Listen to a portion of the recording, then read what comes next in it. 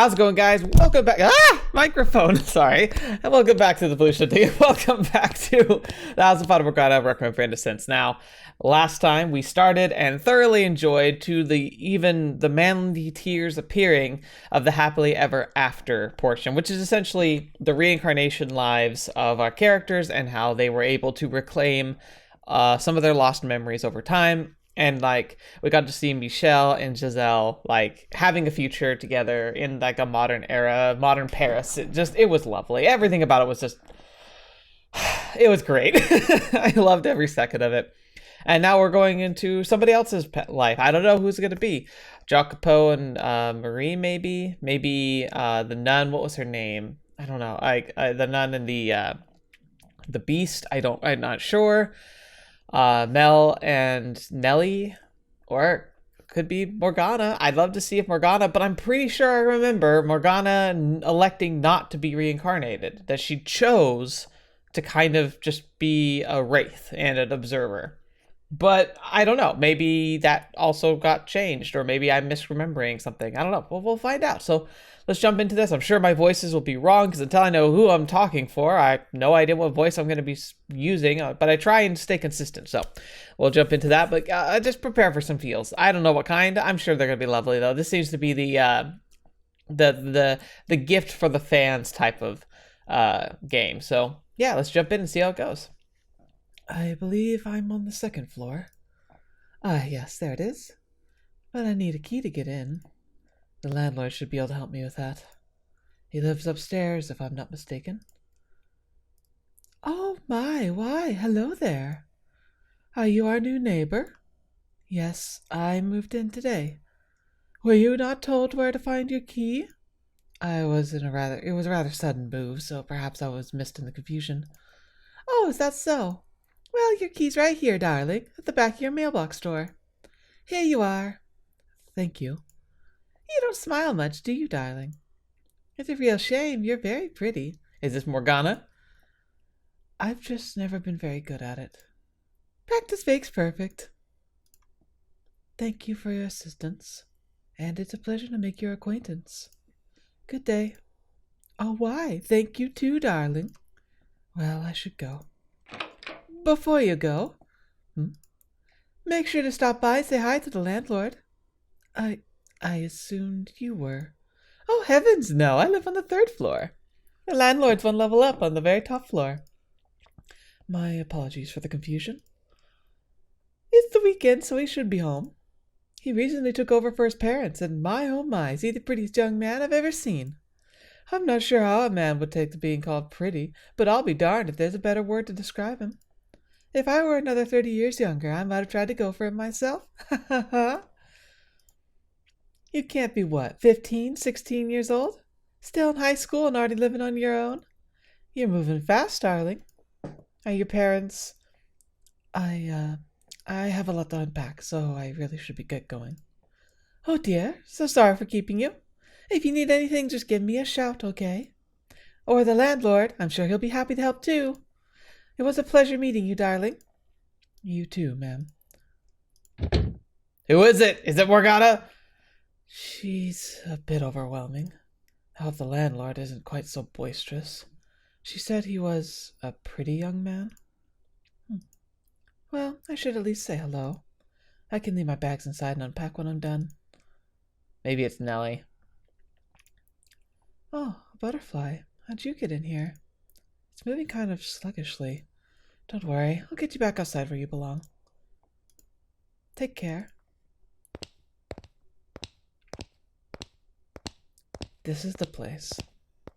Who is it? I'm dying! I need to know! I'm not looking forward to this. Too many new people in one day. I agree, I hate that. Giselle. Coming! Coming. I'll just be a second. A woman's voice? But the landlord's a man, isn't he? Maybe his sister or a wife. I'll get it. Wait, that voice. It's probably the new girl. We should both go out to greet her. Yep, you were right. It's our new neighbor. It's a pleasure to have you. And... Aww. Aww! We meet again.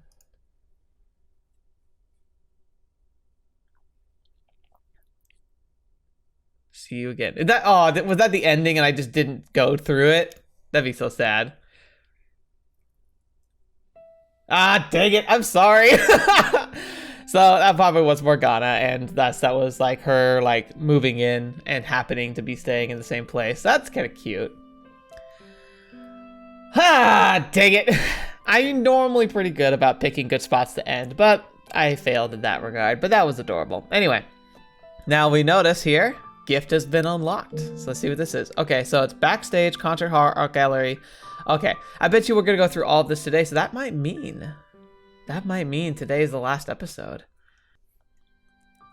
Alright, so let's jump into the gift section and see what's going on. But Backstage, I think I remember Backstage last time was pretty enjoyable, so let's jump into that. And then I'm thinking Concert Hall, Art Gallery are just gonna be the musical scores and the pictures, yeah.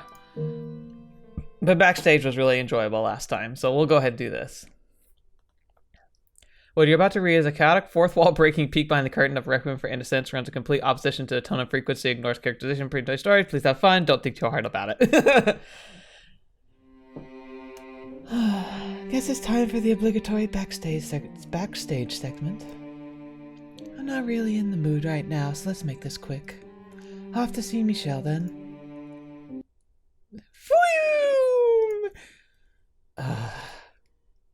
What the? Something just zoomed past me. Darren, enter stage left. Hey there, Morgs. I haven't seen you forever. You've gotten really big, huh? You must be getting pretty close to my age by now. But, oh boy, that's one mean-looking getup. Something's got you in a bad mood. It was a little more than a bad mood that turned me into a witch. What are you even doing here? Is there something wrong with that? You tell me. Look at the background art. Look at me. Look at the cursed mansion. Details. Wouldn't it be fun to be fun if an extra if we got caught up in silly quibbles like internal consistency? I suppose, but... And if you ask me, you're the one who doesn't belong here, Morgs. Huh? What's that supposed to mean? The story this time around is from before the mansion went all smoopy, gloomy, and creepy crawly. So I say. Yes? Let's blow this joint. What? Hey, stop pulling on my arm.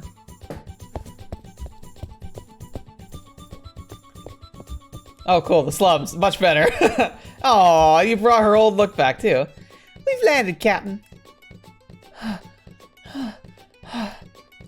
Why here? Why am I so young? Because this is the Morgs we all know and love. Changing what I look like doesn't change what I am. I'm not that foolish of a girl anymore. I think it's an adorable combination. Mini cursing Morgs. I'll take a dozen. I'll have you know I'm not for sale. It's impossible to keep my footing around you. Thanks, Morgs. I try. That wasn't a compliment. Ah, I almost forgot. There was one other thing I wanted to change, just for the extra. Huh? Change what? Scars, go away. Come again another day. Nice. Thank you. That's cute. We all healed. Hey, you can't just nursery rhyme my scars away. Do you have any idea how much suffering they've caused me over the years? What's the big deal? If it hurts, isn't it better if it's gone? Plus, I was told anything goes, because this is an extra. I've reached enlightenment. I'm just wasting my energy trying to fight you, it seems. That's the spirit. Embrace the extra and have fun. No one will ever be able to embrace the extra as much as you. Just because I've surrendered doesn't mean I'm magically having fun. You're hard-headed as ever, Morgs. Well, what can you do? Anyway, time to do some backstagey stuff. Let's go talk to people. First up is the main character of Requiem for Innocence, Jackie. Well, you're going alone. Oh, come on. At least give it a little thought. I've given it centuries of thought, thank you very much. Aww. And here I thought you liked Jackie, Morgs. I despise him. Weird. I remember the two of you being like two peas in a pod. There were a few incidents after you died, to put it lightly. So if you wish to speak with him, you can do so without me. I don't care how much you pull, I'm not going, and that's that. Fine. Thank you.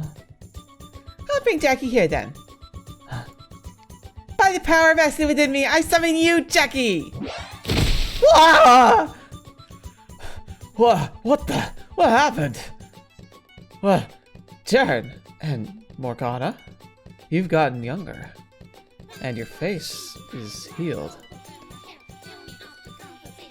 Hiya there, Jackie. Whoa, what's with the duds? You look kind of like the Lord. That's wild. Because I am the Lord. Weird. My Lord was Francois, not you. Well, there were a few incidents after you died. To put it lightly. Huh. Well, either way, this is Backstage, so I'd rather you be Jackie, I always knew. Excuse me, I cannot simply become someone else. Quit talking like so stuffy. It's giving me the heebie-jeebies. The boy I used to be died many years ago. I am no longer a foolish child at the head of the clouds. Geez, you're both stubborn as mules, aren't ya? I bet Morgs is super uncomfortable with you in that outfit. So back you go. Fine. There he is.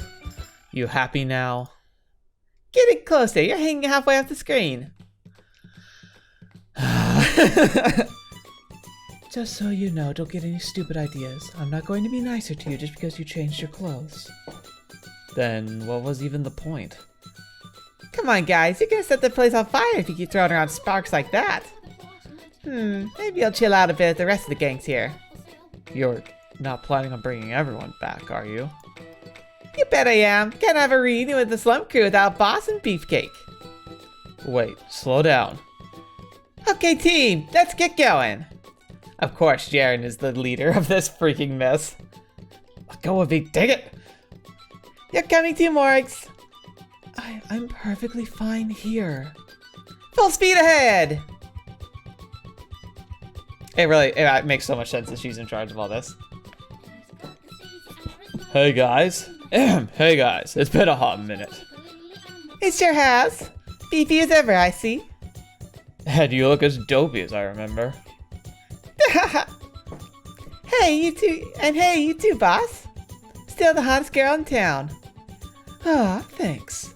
You haven't changed a bit, I see. That said, what's he doing here? No way, you're not happy to see Jackie either? I thought you two were super duper close. You missed a few incidents after you died, girl. Apparently the whole world turned upside down the way everyone's talking about it. Water under the bridge, everyone. This was behind the scenes extra, whatever the heck that means. So let's have fun with it, like good old times. I like the way you think, Beefcake. Heck yeah. May I say something? Go for it. You tried to assassinate me. If anything, you should be begging for forgiveness.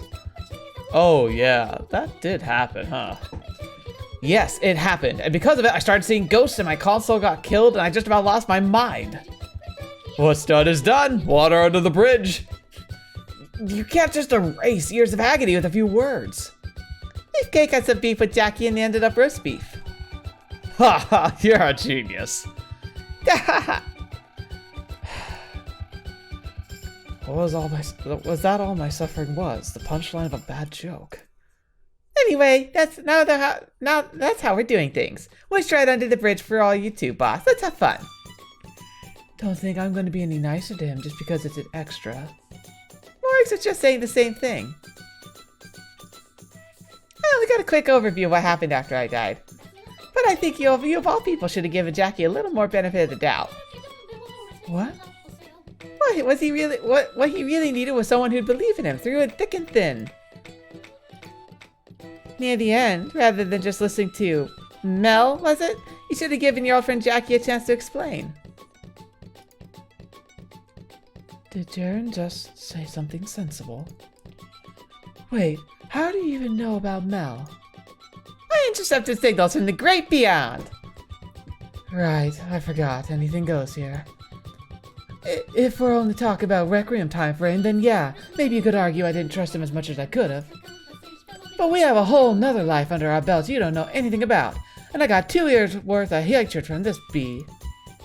Ah, you mean the third door? Once again, how the heck do you know anything about that? The great beyond. She's far beyond anything of our comprehension, at least. The point is, in that life, his family killed my family. That was just his family, though. Jackie didn't have anything to do with that, did he? He made me into a darn maid. To take care of you, right? Jackie isn't a black-hearted villain. You don't have to tell me that. There's just too much I can't brush under the rug. That's sad. It's not every day we get the whole gang back together, so I was hoping we could make it into a nice reunion. I was super excited for this backstage event. Oh, fine. I'll act normal, but only until this is over. And you, quit pouting over there like a little bee. If I'm doing this, you're darn well doing it too. Right. Sorry. I said quit it with the pouty crap. You didn't have any problem acting all spirited in a similar extra, so why are you being such a downer this time? Don't you think that's asking a bit much based on how Requiem ended? I'm pretty sure I was breaking character in the other ones anyway. But now I'm just normal young Jacopo. This sure was heck of a heavy story, huh? I didn't expect it to end with everyone dead. It was hardly a surprise for those of us who know how the main game ended. Everyone could have lived happily ever after if only the attack on the brothel didn't happen. So sad. Wait a minute. Jared, are you admitting that you're the problem? That it was all your fault? No kidding. Gosh darn, if it weren't for that. Hold on a second. You've conveniently skipped over the important fact that it was you who caused the attack in the first place! What? I didn't do anything. Gosh, you know you did! You were the Lord Mole! Oh, right. That. But I didn't think that was gonna happen. I assumed those herbs were just a regular gift. It was just a surprise out of the pants as anyone. She never had anything inside that head of hers. Anyway, like I said, wish under the bridge. The point right now is to have fun little chat. The pile of crap you're trading to fit under this bridge is a bit too tall. But what do you want to talk about? The backstage thing for screwing around, yeah? So I say let's have a drinking contest. I'm not sure I follow your train of logic. You never stop being, do you, kid? Jackie's about 80% B after all. Fine. Personally, I'm perfectly fine with screwing around for a few hours, but I'd kind of like it if we could all just do a quick rundown of what happened in the story together. It could be fun, like compare Requiem to the main game's final chapter and point out where they're different. That would be a change of pace, I suppose. Putting a spin on spin-off.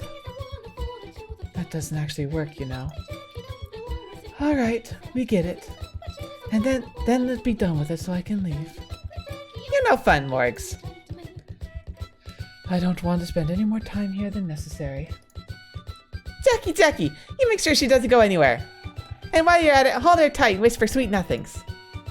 Do it, and you're deader than dead. I feel like things would progress much smoother without me. Hey now, don't be a downer. We're brothers in arms. I'd be real upset if you left. Gatine. For a split second, I almost touched. But I'll still never forgive you for what you did to me. Someone needed to give you a whooping lesson. It took us all 10 lives to get off track and back to screwing around. Can we get back to business here? Aye, Captain. God, my throat's not gonna last. Ta-da!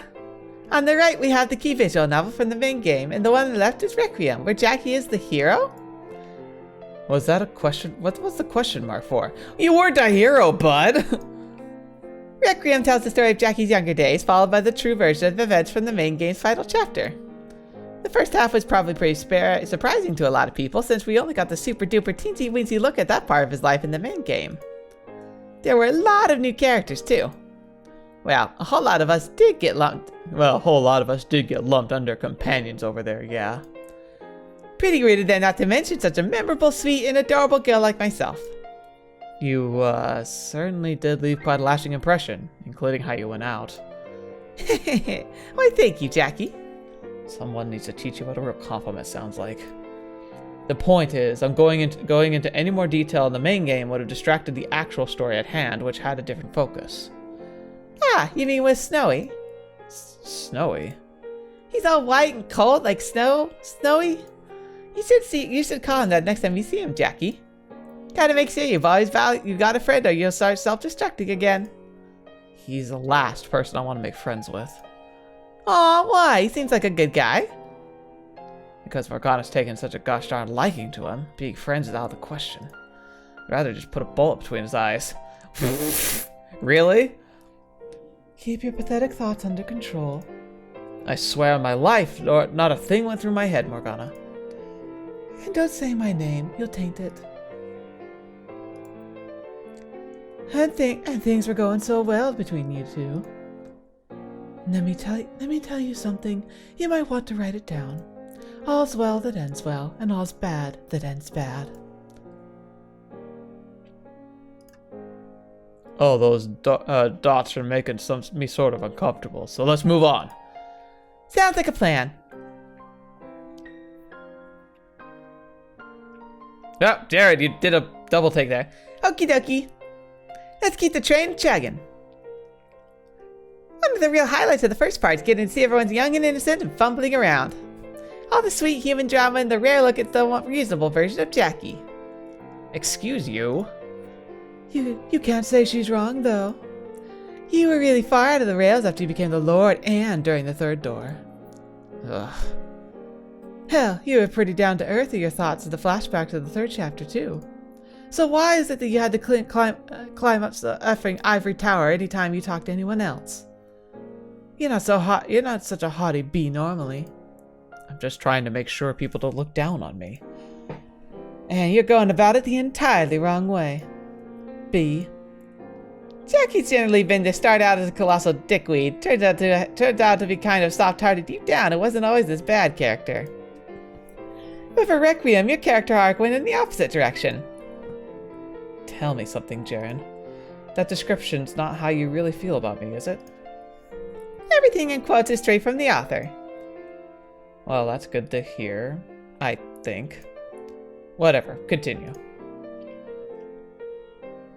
Getting to see the younger Jackie grow up and making friends and doing all sorts of young people stuff is great, but you can't forget about the bits with Morg's perspective. There's nothing worth mentioning about anything from my perspective. I disagree. You were a big, bad, evil dark Morgs for all the main game. And even when I told Snowy about your past, it was ooh and ah. Don't describe it like that. It's confusing and misleading, for no one reading can hear you make spooky sounds when you say it. Well, except for you guys. Except I did a terrible job of it, but you still got to hear it. When the person's telling it being all blah and bleh, people are going to get a different impression about who you are. No, now even I'm not sure what you're trying to say anymore. She has a point, though. It's pretty impressive how differently the story comes off told from your perspective at a 9 and 12-year-old girl. Seeing such a wide range of emotions in you brings tears to my eyes. You're just imagining it. It's perfectly normal to be emotional. You were just a little kid. You're just being a bit of a sourpuss, but otherwise a completely ordinary girl. If that part was all there was to your story. But that little crap had to go and turn you into a witch. And then you went on to hold what, like 1,000-year grudge or something? Not totally sure what you're going on about, but it sounds like you're getting the crap kicked out of you, kid. But don't worry, our team's here to sweep you into your rescue. So what did y'all do anyway? As penance for what I did to you in Requiem, I'll stick up for you no matter how bad you cooked up. I kept Morgana imprisoned for half a year and killed her. Sorry, ain't no sticking up for that. In addition to that, in his next life, he imprisoned half my soul. Yep, can't defend that kid. Sorry. But I know how to fix this. Fix it? That's impossible. Heck yeah! Just gotta hook up with the girl who's into that sort of thing. You wanna lock someone up? She wants to be locked up? Everyone wins. Hey, slow down. I didn't imprison anyone because I wanted to. You mean that's not your kink? No, dang it! Enough of this. Move on. I'm going to be bullied for the rest of my eternity if we don't proceed. Aye, aye. As Requiem's first part goes, we see Morg slowly opening up.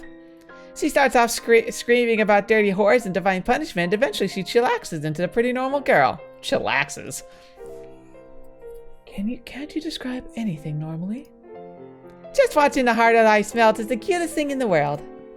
And it was, of course, Jackie who helped make that possible. Me, Boss, and the other girls spent a lot of time with Morgs, but Jackie was the one who really showed the most concern for her. At first, he only did it out of pity, and maybe some of what Francois said at the beginning too, so he could pat himself on the back and pretend he did a good deed. But before long, his feelings changed. He started to think of her like family, something he cared deeply about. And then those feelings changed again during the bit with the sunrise. Ah, so young, so sweet. Jackie and Morg sitting in a tree. She does know how the story ends, right? I didn't just imagine us talking about that, did I? But then, everyone's happy ending came to a sudden terrible end. Jackie felt completely powerless, helpless to do anything, and it crushed him. This event changed the course of his life forever. Using a ring with the bare and friendly crest given to him by a noblewoman, he led the people of the slums into a revolution. But I'm guessing he was driven more by hatred than anything else.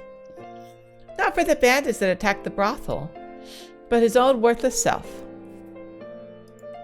God, the scratchy nose. And then, revolution time. Yay, Francois, you kick butt! That's all you care about, isn't it? Oh, you're pretty decent too, Jackie. You make it sound like I'm just a footnote. I'm not kidding. You were pretty impressive. Right off the bat, you killed a guard by throwing a knife at him. That takes skill. And he got me right between the eyes in the third door. Did he kill a bunch of people then too? Oh yeah, tons of them. He was a mafioso, after all. Ooh, scary. So, as you can see, Jackie's a lot more capable than he seems. He just uses that capability for all the wrong things and ends up ruining everything he touches. Jeez, it's so freaking harsh. I keep hitting the microphone. I'm so sorry. You've got looks, money, power, and smarts. How you're such a train wreck of a human being. Would I like to know? He's also really susceptible to being caught off guard. In the third door, while he was distracted with everything going on with his wife, he let himself get shanked by his coachman. And on one of the options near the end of the final chapter, that crazy madman with the sword took your head clean off. You probably could have prevented that if you hadn't let Snowy get under your skin so easy. Hey guys, can we stop talking about all the ways I've screwed up? Let's move on already. Oh, if you insist. So the first part ends with revolution to huge success. And the second part, suffering and misery. But before that, it's time for intermission. Here you get to see me and Francois together. I definitely wasn't expecting that monster to take the spotlight at any point. He had a lot going on himself. That doesn't make him any less of a twisted monster. Murderer.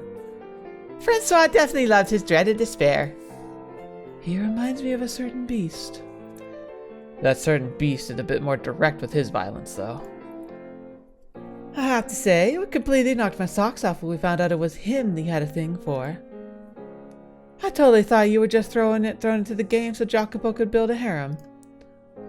Either that or someone's just there to, I don't know, help awaken him to his interest in girls before he went after the main heroine. If that was all the author was going to use such a distinguishedly adorable girl like me for, I'd place the big dummy curse on them. What an unthreatening curse.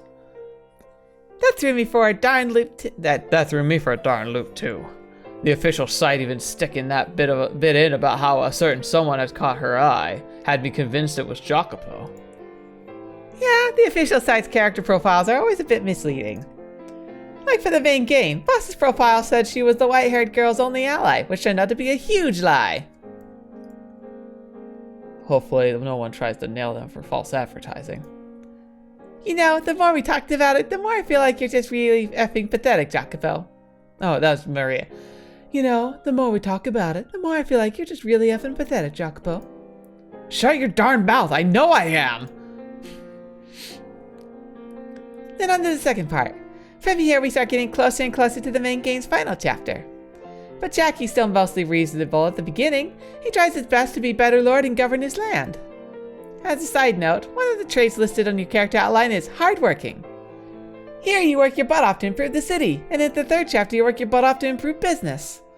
But you're super bad at picking allies, and you end up not trusting anyone, unable to open up, unable to tell who's on your side and who isn't, and eventually destroying yourself for it. And to top it off, you don't like people looking down on you, so you do everything in your power to be a huge jerk. Pathetic. I want to disappear. Then it gets deeper and deeper into the politics of running a city. Jackie's perspective and priorities start changing. But what really pushes him over the edge is Beefcake's beef with him. Sorry for screwing things up for you, kid. Wipe that crap-eating grin off your face! And it's all downhill from there. His consul dies, he's stuck seeing a ghost of Francois, and all sorts of other dangerous people who don't show up with more than footnotes try to do all sorts of terrible things to him. And before long, Jackie's a broken mess. I feel much the same now. Oh, and for the record, Francois' ghost wasn't an actual ghost, it was all Jackie's hallucination. Snowy had some ghost troubles in the main game too, but that was a real deal ghost. Well, yes, it was me. I would have much preferred to have Morgana tormenting me than Baroner hovering around trying to undermine everything. It's sad, but I think he's right. That's still terrible to say, but I think I would have preferred Morgana too. Seriously, dude, keep your masochist's fantasies to yourself. Would everyone stop trying to read me my gosh darn mind? So, little by little, Jackie disappears and he turns into the bad guy. That's one of the most painful parts of the story, watching someone put an honest, solid effort to improve things only to end up being corrupted. That is really sad, actually. Like I said earlier, Jackie really needed someone he could trust his life in. It would have been nice if he could have had someone else, like after Odilion died. His name is Odilion. I know, it was a pun on old and lone. You can't just smash two words together and call it a pun. What you should have done is made me your consul from the get-go. I would have never been able to get anything done, and it would have only enabled you to go after my head quicker. Have a little faith in me, kid. You were always really aggressively competitive with Jackie. If anyone, I think it should have been Boss as his counsel. I agree, actually. That was my plan, and it's the whole reason I was learning to read. I had no idea. Never ended up being any use, of course. Boo! I think if you were going to go see him, Boss, you should have done a lot sooner than you did. Excuse me? It would have been better if you crashed in shouting, "What the heck are you doing, Jacopo?" the day you put Beefcake's head out on a spike. You would have probably still been able to get through to him then. Of course, you have plenty of fault here too, Jackie. You need to learn to be more open. But that doesn't let you off for not dragging it out of him either, Boss. I can't believe she got Marie with her back to the wall. You seem sharper than usual here in the backstage, Jaren. I thought you were supposed to be an airhead. I flipped on a super smart switch for the occasion. Super smart is clearly an exaggeration, but I can't deny you're much more clever than you were in Requiem. The author tweaked me a bit because we wouldn't get anywhere otherwise. I can see the fourth wall crumbling. Hasn't it always been my job to run these things anyway? Why did you end up with it this time? Because if you were in charge, you'd skip over all this and go straight to see Snowy. Proceed. Aye, aye. So once Jackie got off the rails, he started getting cruel and merciless. He tears down the farm and works the slaves to death. And overall, everyone kind of starts hating his guts. He did the same sort of stuff in the third door, too. Put a factory out of business and made a whole lot of fans for it. There's no such thing as a world where everyone can be happy. That may be true in general, but in your case, you were just being an effing steel crap heel. Ugh. And then we get to the big turning point. Him locking Morgs up in the tower. About that, Morgana, The only wishing I'll be doing is sending your soul straight to hell. What? Your soul straight to hell. This is one screwy up you can't really talk yourself out of. Though it is at least more understandable how things were presented in the main game, I think. That's true. It did make a lot more sense. That was the super short version of it. You didn't get to see much of how he painted himself into a corner. But here, that was the focus. And then we switch over to Morg's perspective. Probably the most important part of getting Morg's perspective is the scene where she finally throws off her mask and reveals her true feelings. Yeah, that. I can't believe you felt so strongly. You didn't even hint at it when we were together. But then you just straight out say, will you stay with me? That was a dream sequence, you oaf. What? I was a child and my mind was running wild. There's nothing to it. You can't just brush it all under the rug like that. It's too important of a moment. But I know the truth. You don't actually hate me. I don't completely revile the slave man. Oh. But I will always detest you, the Lord. Now, can you imagine my utter dismay upon learning the two were the same? I'm sorry. Man, you're getting roasted from every direction for this backstage, Jackie. Considering how badly you screwed everyone over, is that a surprise? So back to the story. When she goes all sappy once, Morgs ends up hardening back up as she spends more time alone. This wasn't mentioned explicitly in the game, but apparently one of Odleon's men actually stopped by her little lakeside cottage once. What? But since Morgs didn't open the door to anyone who wasn't there for her leafy greens, she ended up chasing him off. I believe the exact phrasing was, and I quote, "I sent away anyone who wasn't here for medicine. That's what the line was there for." Exactly how many opportunities were missed. Things might have gone differently had she opened the door.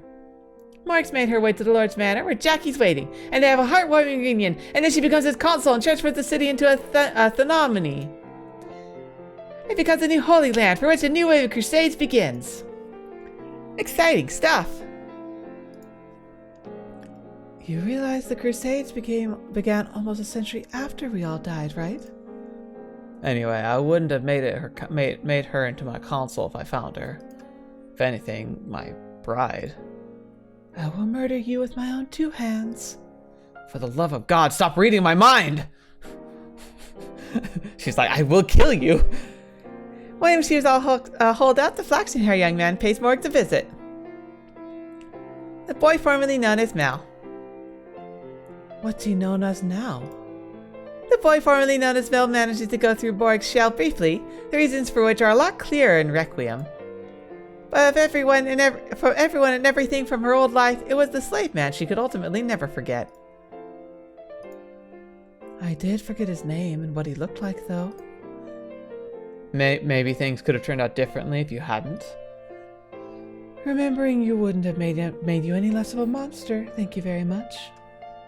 And it was more like you locked that information away than actually forgot it. I'm betting you'd have remembered just fine if you'd reunited in better circumstances.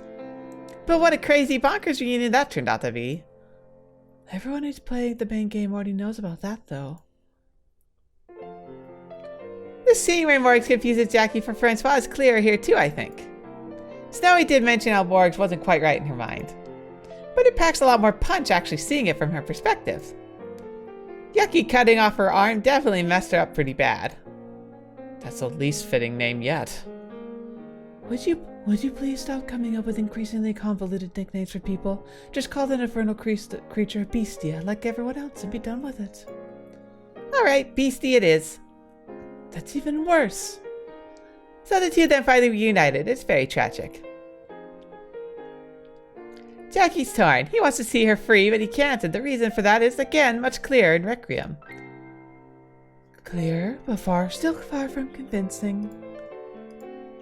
This is about to the point where he figures out that Francois' ghost is actually a delusion, all in his own mind. I refuse to believe he wasn't real, though. Getting a little off topic here, but in the third door, we see Jackie has real beef with anyone supernatural, not provable by science. This is where that came from.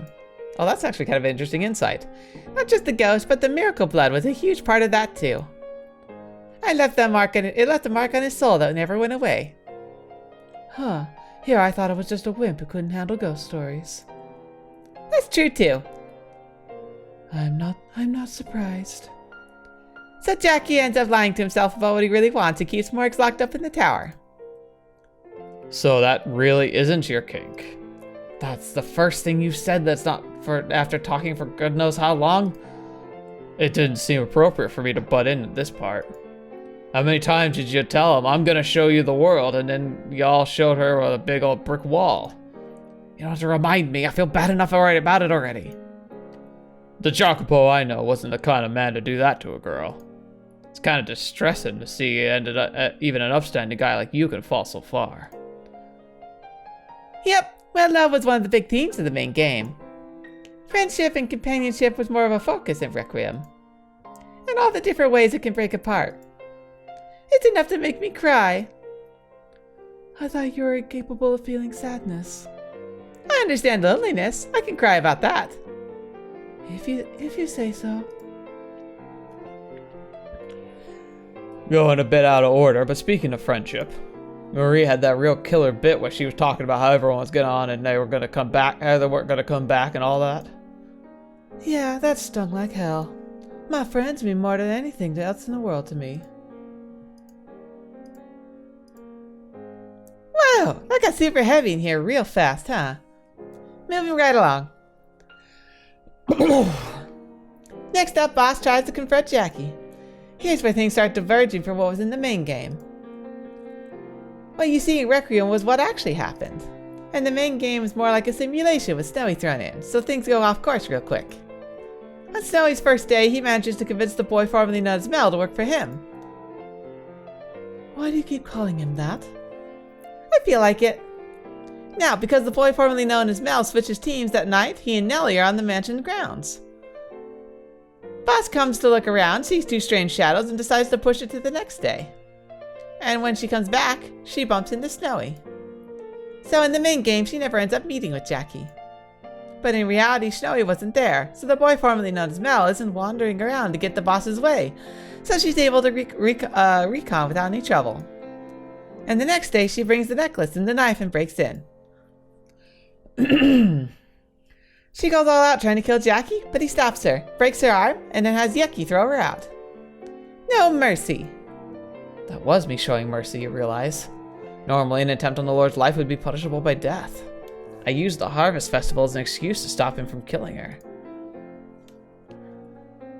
Yucky was really raring for some blood. And the way he just asks, should I kill so-and-so, is hilarious. Not so funny to the so-and-so he's salivating over. So when it's all happened and Jackie sees the necklace, he starts reminiscing about old times and has a crazy idea. He decides to impersonate his old self, pretending to be the slave man who once saved her from the Lord, who he is now. Talk about super bonkers. I was completely out of my mind at that point, yes. Not even gonna try and talk yourself out of that one? How could I? In the main game, Jackie doesn't go up the tower alone with Morgs, and he never gets a good look at her condition. It isn't until they all go up as a group that Snowy points out what bad shape she's in. But in Requiem, he does go up alone, which is how he realizes. He confesses his true feelings, but Morgs is so broken he can't even get through her soul. So she doesn't hear anything he says. Once Jackie finally comes to his senses, he's finally freed from his shackles. It's really sad it could only happen that way, though. But with that off him, he starts treating the people around him a little nicer, like the old Jackie. But it was too little too late, and Morgs dies. This leads to a big panic, which Jackie watches from the observation tower. And the rest goes the same in both games. As a side note, Snowy only really needed to get into Jackie's memories to flip the tables on Morg's perception. But he kept those memories locked up super tight, especially everything related to the younger days. I think it would have worked out if they'd gone straight to him. Plus, Jackie's soul was crazed like a rabid dog, so he wouldn't have listened to Snowy from the beginning. And also, ignoring Yucky and the boy formerly known as Mel would have left their souls in pretty bad shape too. Which is why the main game had to go the way it did. We only got the abridged version of Jackie's past in the main game. But you should just think of it as more proof of how tightly he kept locked up. And while I'm at it, I'd like to elaborate a bit on the curse too. In his death at Requiem, Jackie realizes what he really wanted in life and feels super bad about how much it messed up. But then Morgs is all, "From now on, my only money and power will be your friends," and puts a curse on his soul. Excuse me, I would rather die than use such title in my speech. Which is why, even after figuring it out once, he ends up making the same mistakes and dies all the same sad and alone again. Kinda tragic, huh? Curse or not, he's still an effing dick. It wasn't Morgana's curse that drove him to constantly insult and belittle his wife. But you did push me in that direction, as I recall. That's true. The third door started in a similar place to Jackie's fall into darkness of the Lord. And being a mafioso, he'd probably been worn down by a whole bunch for all the betrayals and crazy mafia stuff that happened outside the story. There's only one way to fix this, I think. Make Jackie live a quiet life in the sticks. And that's it for Jaren's Review Corner.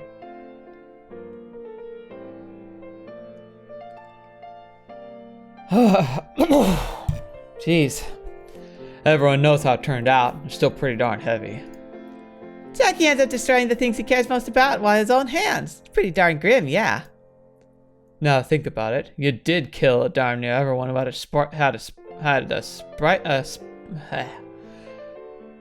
spirit, didn't you? Ugh. And you count breaking Marie's arm and resulting in her death, that makes pretty much the whole gang. Ugh. That's impressive, kid. You went on a frickin' massacre. Please, that's enough. If you include minor characters and no names, Francois and Yucky would be neck and neck with him in the gold medal. But Jackie definitely had the most story-relevant kills. Jackie the Ripper. For the love of all that's holy, don't call me that! And he went to go hide in the corner. I think the 1-2 punch of being compared to a serial killer and seeing a smile would bring down just about anyone. Oh, I thought it was pretty funny. Of course you did. You don't comprehend negative emotions. Now, everyone may have died in Requiem, but most of them because of Jackie. But this is the Backstage extra. Push everything under the bridge. And what are you planning to do now that you've tossed the entire game into the water? How about we go cover over the other characters next? The characters? Yep, for example.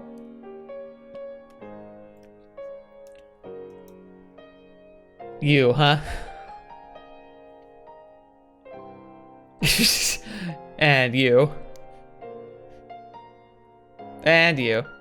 This is what I look like. And I'm sure everyone picked up on this already. But according to my outline, I was missing all the screws right off the bat. And that's why you were always so cheerful. Not because you're optimistic, but because you're mad. Some part of my brain just never turned on, I guess. So not only are you an airhead, that even the air is worthless. Also, I have dulled sense of pain. You kind of have to make it through a childhood like that. It didn't come off as bad as it really was because it was colored by you being eternally happy-go-lucky. But thinking back on it, that was some really dark crap, especially the whole bit where you were 5. It seemed pretty normal to me. The world's bad enough without everyone having to go through that. Okay, next up, Beefcake.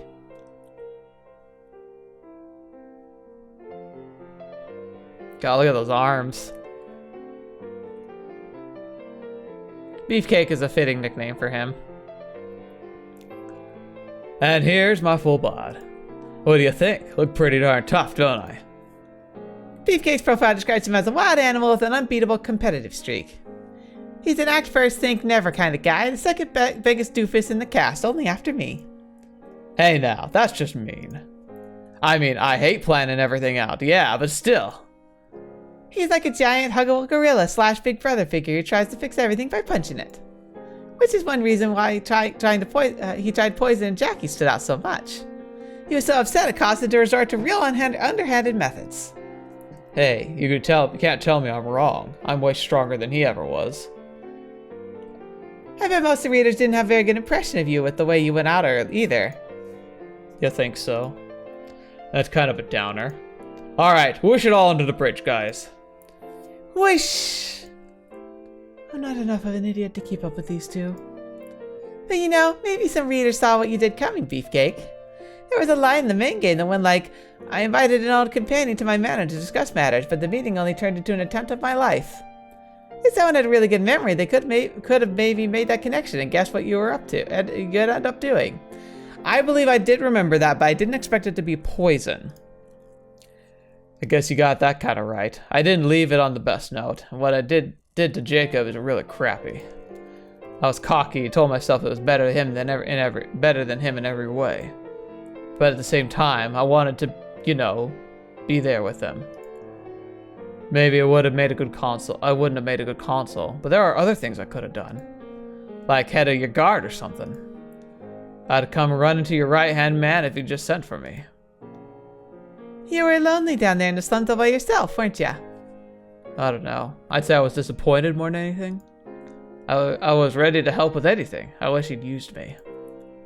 I feel you. Nobody was on the same page for most of the game. I still don't think that justifies trying to kill him. Whoosh. Whoosh! Alright, next up is you, Morgs. You can skip me. Nope, you're going to. Ah. That's cool. I like how we almost never got to see their legs.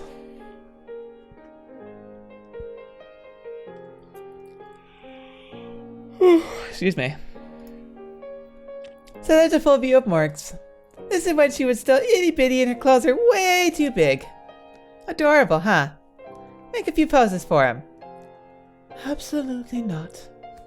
Blah. Also, 12-year-old Morgs is actually shorter than Nellie. But if she was shown her actual height, the text box would cover her almost all the way. So her sprite was bumped up a bit. And she's not the only one who's not shown to scale either.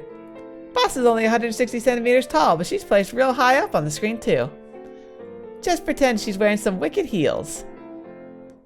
Everyone's sprites are positioned so you have a rough idea of their relative heights, so don't take it as true life. May I be excused? Oh, I was hoping you'd give a comment first. I have nothing to say. Blah. Okie dokie, you're up next, Jackie. Oh, Jackie! Huh? He's over in the corner making a face like a death CG. His death CG. Oh, you, Jackie. Hey, Morg says she has something super important to tell you. I beg your pardon? What is it? I'm all ears. That took less than 2 seconds. I have nothing to say to you. Go back to your corner and die again. Stop! It's your turn to show your full body sprite, Jackie. So perk up and make yourself presentable.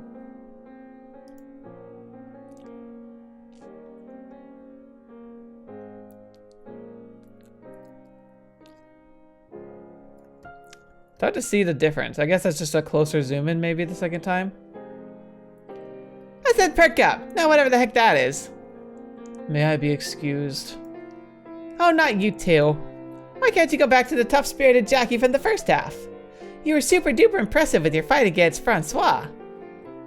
You think so? That was certainly your peak, at least. And it was all downhill from there. Oh. Morgs, I was just getting him back into spirit. We talked a bunch about what kind of character Jackie is already. He's just as inadequate as he looks. I'm not inadequate. Jackie's got 2 modes, his softer, more approachable mode and his all business, no fun allowed mode. It's the latter we're most familiar with. It's not till you see things from his perspective that you realize there's more there. From the outside, Jackie just looks like a huge monster. Especially all the ways you killed Snowy in the main game. Talk about ruthless. It was that man with the sword who did most of the killing, as I recall. You did shoot him, and you ordered him killed several times. Maybe that'll teach him to toughen up when he wants to be pro-tag material. How could he call himself the hero if he doesn't even know how to wield a sword? He's got the vitality of a housefly, and a little sunlight's enough to knock him out. How much more pathetic can you get? He's a pacifist, like Gandhi. Except for the time he attacked me with his gosh darn whiskey bottle. You can't complain about something that happened in a game that was never translated to English, just to confuse the readers. I am confused. The point is, Snowy's the total opposite of you. Plus, you're accidentally somewhere in between boy and girl, so you shouldn't go trying to apply your fragile masculinity, apply your fragile masculinity to him. What? Wow, I broke Jackie. She didn't even hesitate to reveal his secret. Why on earth does she know that anyway? Don't joke about that sort of thing. It's not funny. What? But it's true. What the heck does that make him? Can anyone think of anything else about Jackie we haven't mentioned? He's a lot more skilled with his hands than you'd think. Oh yeah, that's right. He even played the lute. And the part where he jacked one from a guy off the street? Yeah, that effing slayed me. He's not a half-bad singer either, but you never guess it from looking at him. And that's not something we added to Requiem either. I came up with it in the main game too. Remember the flashback of the third door where we were singing together? There was also a short story somewhere where you were humming to yourself. Even the worst Italian ever born is an Italian at heart. I guarantee you I'm far from the worst. But music-y stuff's something you stop doing once you got your no fun allowed mode. It gets tossed along with everything else about your younger self. It's too bad he couldn't keep even one sympathetic trait. It's too bad he couldn't keep even one sympathetic trait. If you look closely in the background graphic for the Lord's bedroom, there's a lute in it, though. Maybe he did keep playing. By himself? How lonely. That's pretty sad. Fittingly pathetic. I shouldn't have said nothing. I'll take every last one of you out back! And that about covers Jackie. You're up next, boss. Huh? How come I didn't show my legs like everyone else? You don't have a full body sprite, boss. What? Why the heck do I keep getting the short end of the stick? Sorry, boss. The staff were kind of fumbling around in the dark as they made the games, and it wasn't until Requiem the sprites were given legs. But because of that, it offered a lot more possibility for animations and stuff. So hopefully you'll get them a break. They're still learning. Oh, alright, fine. Everyone's just imagined Boss's beautiful legs. Make 'em sexy as hell. So in the third door, you came off super scary with the way you betrayed Jackie. But in the final one, you were more of a tough, reliable big sister. And Requiem focused even more on how much you care about your friends. That's always been who I am. My friends. My family means more than anything to me. Revenge is what the Bezerettes did to my family. Was pushed onto me to go so far in the third door.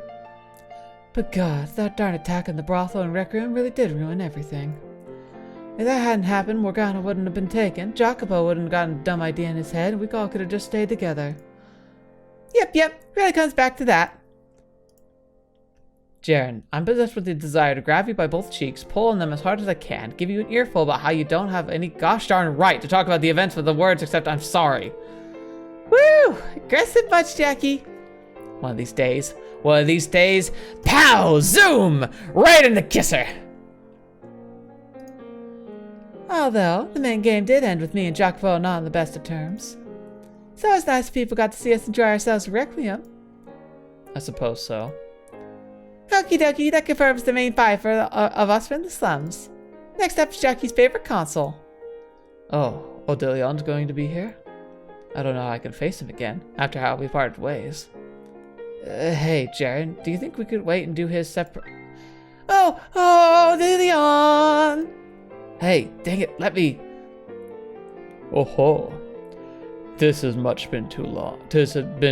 too long. I must confess, I was not expecting to be summoned here. Hey, nice to see you. Well. Why such a guilty look on your face, my boy?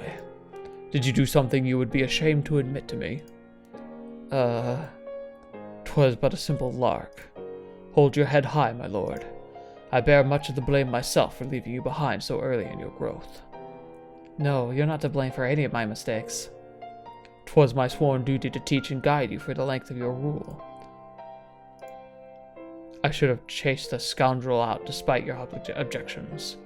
Perhaps even poisoned him myself. Whoa, whoa, Grandpa, getting a little feisty there. Silence, peasant.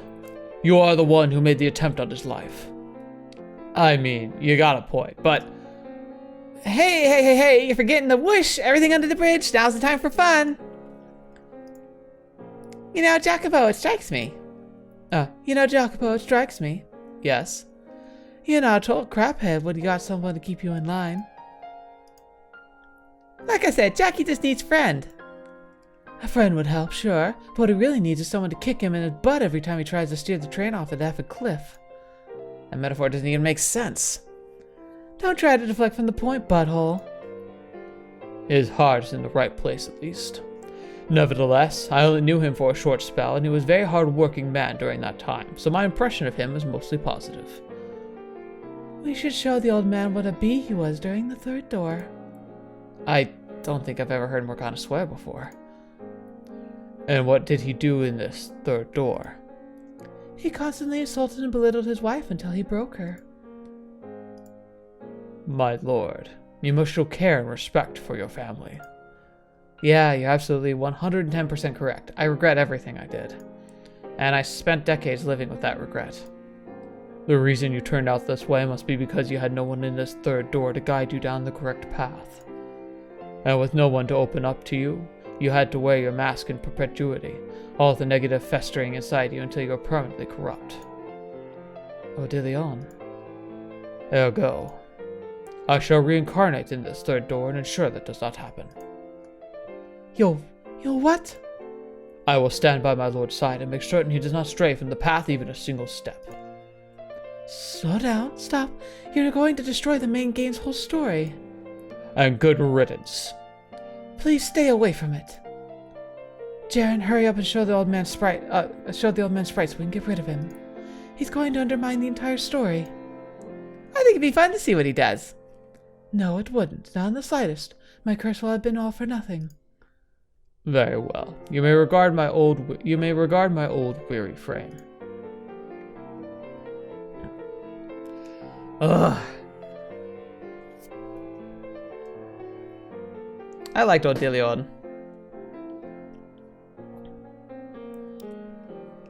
And with that, I shall take my leave. Oh, you're not going to stay for longer? Our console is supposed to operate from behind the scenes. I am happy to be given the opportunity to briefly appear. If you say so. Be well, my lord, and may happiness find you in your next life. Thanks, and you too. Farewell, until we meet again. Alright, that leaves one last character with a full body sprite. Let's bring him. Whoa, slow down. I know exactly who you're talking about. You are not bringing that man here, are you? Oh, why wouldn't I? It's supposed to be the fun event with everyone wishing everything under the bridge. The tyrant has a very different definition of fun than the rest of us. Oh, Francois! Dang it, you summoned me? Go right back where the hell you came from. Haha, it would appear I've stumbled upon a swarm of filthy maggots. Where's the bug spray, Jen? I need you to clean up this mess. Francois, bug spray hasn't been invented yet. Oh, how unfortunate. There's so much wrong with this, I don't even know where to begin. Okie dokie, could you stand right there and give me your best smile, Francois? But of course, how could I not grant the wish of my most prized possession? That's not a smile!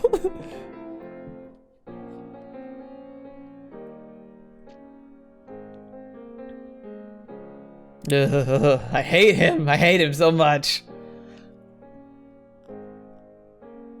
Feast your unworthy mortal eyes upon the noble body of the great Jean-Francois Berner.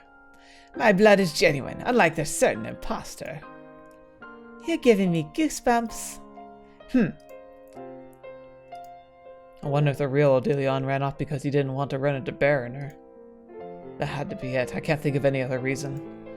Francois was the villain for the first half, but by the end I think he seemed like a pretty decent guy. What's everyone else think? I cannot disagree with you more. The mere sight of that man's face makes you want to vomit. Not to mention he was the one I wanted to curse most. Sure, he did a bunch of really bad things, but he did say a couple super good things. Plus, he fought all real valiant and brave at the end. He's an inspiration. Ha! A lord could hardly carry out his duties if he were coward feared the sight of a couple peasants. Just 'cause he's sane sounds reasonable don't mean you can forget he's crazy mass murderer. You would call a man entertaining himself with his private property morally objectionable? Understatement of the century.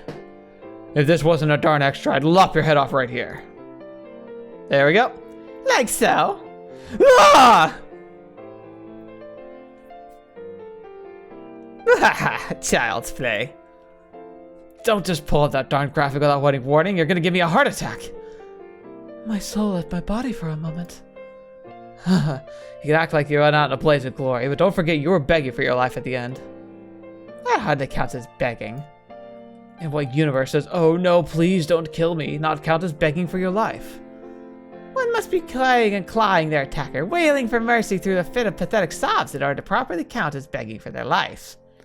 I did none of that. Yet that was precisely the wording used in the main game. I would like to have a word with the author. That main game was just a short version, so cut him some slack. Your character wasn't fully embellished at that point. Do not coddle them. In reality, my character was more than a vague concept when it was written. Jeez, he's attacking the author now. He did kind of come off like a third-rate villain in the main game, yeah. Just seeing that, I didn't expect you to develop in the way you were in Requiem. Francois needed to have a real firm driving force behind him, even as a big baddie, or he'd fall flat in the final confrontation against Jackie. Plus, he also had the super important responsibility of getting into Jackie's head after he was dead. So he needed to be big and imposing, or he couldn't do that. Makes sense. On a slightly different subject, I just remembered the whole deal with you having your eye on someone back in the first part. Yeah. Well, to start, this is what you said at the Midsummer Festival. He's got trouble expressing his feelings. He kind of looks angry a lot of the time. He can be pretty haughty, but I think he's a pretty great guy, if I'm remembering correctly. Yep, that was me. Tell me, Jaren. In what way does this man have trouble expressing his feelings? You don't think he does? The whole reason he had to kill his family is because he couldn't talk to them about what he was feeling. Those are not the same kind of feelings we're talking about. No? Whatever, moving on. That he's kind of angry looking all the time line. Kinda doesn't even begin to describe it. It's a perfect fit in my mind. I refuse to believe that. Moving on, the other two I can sort of buy at least. He can be pretty haughty, and I think he's a pretty great guy. So you two were a thing? You betcha. We most certainly were not. What? Oh, Francois, you don't need to be so sorry because the other people are around. You seem to be confused, Jaren. I did say you were the second most important thing in the world to me after me. But I never said it meant more romantically. What does that make me then? My pet. Your pet? Surely even you will feel something about that. I'm more than happy to be your pet. I get food, a bed, and a lot of attention. It's perfect. You never let me down, Jaren. Very well then. Run in a circle and bark for me. Woof, woof, woof. I can't deal with this. Any other backstage event would be the embodiment of fragile masculinity over there making all the ruckus. But it would seem the two of them have somehow managed to outclass him. Okay, I'm gonna stop here. I think there's not much more left, but my throat can't take any more of this. I'm literally giving out here. So we're gonna stop here. I'll finish up the rest, and we'll have a brief announcement at the end of the next episode, because I'm guessing the next part will be a final look at this game as a whole. So I think we're pretty much done. Next week is probably going to be the finale, but for now we will stop before we review all the side stories with these characters in the backstage. So thank you guys so much for being here. I appreciate you spending your time. Thank you especially to the patrons. You guys are lovely and wonderful and help me keep the dream alive. And of course, anyone who's watching this still, you guys are amazing. Thanks for sticking to the end of the credits. It lets me continue to thank you and let you know that you mean the world to me. So keep it up. Thanks for being amazing. Hope you enjoyed. Hope you have a great rest of your week. And until next video, watch me up. See me next. I'll see you there.